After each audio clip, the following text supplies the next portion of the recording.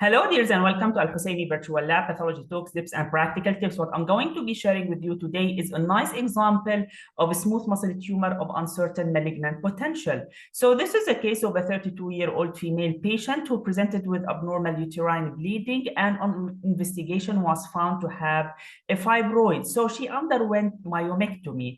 And as you can see here, this is a spindle cell proliferation that would be consistent with the smooth muscle tumor, since the nuclei are arranged in fascicles, or the cells are arranged in fascicles. They have acidophilic cytoplasm, and then they have cigar shape or blunt ends to the nuclei, typical of a smooth muscle tumor. This is another a field where we have the typical appearance of the nuclei of the smooth muscles, which are cigar shaped with blunt end or blunt ends, and then we have the acidophilic cytoplasmic processes, and they are growing in fascicles. Now, if you cut the tumor or the fascicles horizontally, then you start to see what looks like epithelioid cells, although these are not true epithelioid cells, where you have rounded nuclei, sometimes with a prominent nucleoli. What is really important to notice is that there isn't really much in the way of a nuclear atypia. And in order to diagnose, in particular, moderate to severe atypia, you should be able to recognize the atypical nuclear features from the low power magnification. This is extremely important to realize, since once you go on high power magnification, you start to notice some variation in the size of the nuclei as well as the shapes of the nuclei. This is not the definition of moderate to severe atypia. What you really need to find atypia from the low power magnification in order to be confidently able to call it as a severe atypia. And then another focus here, where you start to see really minimal, very mild nuclear atypia with the prominent nucleoli, and again, very scattered, only occasional tumor cells among so many fields that were examined that displayed this pleomorphism or atypia, that if it was diffuse, seen in several fields, then you would start to think of diffuse atypia. Now, among the examined different examined fields, there were only occasional fields that contained 2 mitoses per 1 high power field. Now, in general, the count was definitely less than 10. It was in the range of 5 to 6 mitoses per 10 high power fields.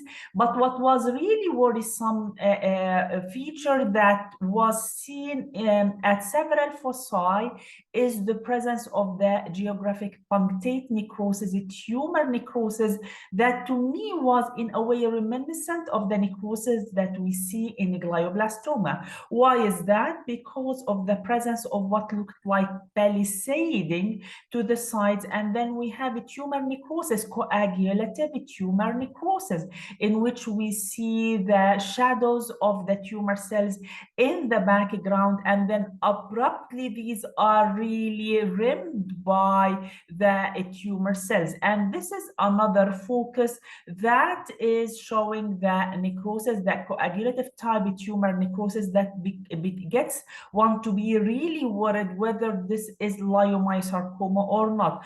But remember, out of the 3 criteria that we usually have to see in order to make the diagnosis, confident diagnosis of leiomyosarcoma, we could identify only necrosis, tumor cell necrosis.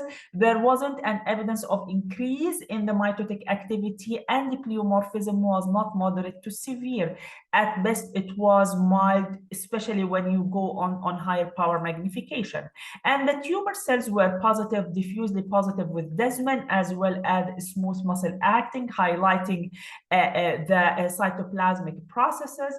P53 can be helpful in some cases if it was positive, and positivity for P53 immunostain would be either the strong diffuse positivity, nuclear positivity, or the null staining pattern where you have complete negative staining. And in this case, it was mosaic or wild type staining pattern. P16 sometimes can also show strong diffuse positivity in leiomyosarcoma. This is not seen in all cases of leiomyosarcoma, but once seen is an excellent supporting evidence for the nature of the tumor. In this particular case, it showed again this mosaic wild type staining pattern. So this is not the typical staining that we see with leiomyosarcoma. However, please remember that many cases of leiomyosarcoma are negative for p53 and p16. It's the presence of the positive or a mutant pattern of staining that is helpful to support the diagnosis, not the absence of the staining. Now, as per the WHO classification, 2020 classification of female genital tract tumors, if we go and look at the features that would support that this is kind of a STUMP diagnosis, and in particular the presence of a tumor cell necrosis, if it's identified like in our case, then we have to have either moderate to severe atypia, which was not present in our case. At best, in some of the fields, we had only mild atypia, and then mitotic count definitely was less than 10 per 10 high power fields, because we had only a couple of mitotic figures in some single high power fields, and then we have 5 to 6 mitoses per 10 high power fields, not more than that in the most active areas. And what is important to remember that actually STUMP tumors associated with necrosis are the ones among the different types of STUMP that are associated with the higher frequency of recurrence. I think this is very important and needs to be mentioned in the pathology report in order to establish the proper follow-up for the patient. So the final diagnosis of this case was a smooth muscle tumor of uncertain malignant potential, which is a STUMP. Remember that in order to establish diagnosis of a leiomyosarcoma, uterine leiomyosarcoma, you need to have at least two out of three criteria: the moderate to severe pleomorphism, the necrosis, and the increased mitotic activity in excess of 10 mitoses per 10 high power fields. In STUMP, usually we see one of these features in the absence of the other features. Because of that, extensive sampling is extremely important to render the diagnosis. Remember that immunohistochemistry, if it was positive for p53 and p16, would support the diagnosis of leiomyosarcoma. And I have one tip, actually one video, that shows a beautiful example of a p53 mutant p16 positive leiomyosarcoma. Their absence or negative staining does not mean that this is not a leiomyosarcoma. It still can be a leiomyosarcoma in the absence of staining. And remember that STUMP tumors associated with necrosis, or they were called STUMP because of the presence of a tumor necrosis, are the ones that carry the most risk of recurrence, a feature that should be clearly conveyed in the pathology report. I hope you find this tip useful in your daily practice. Thank you.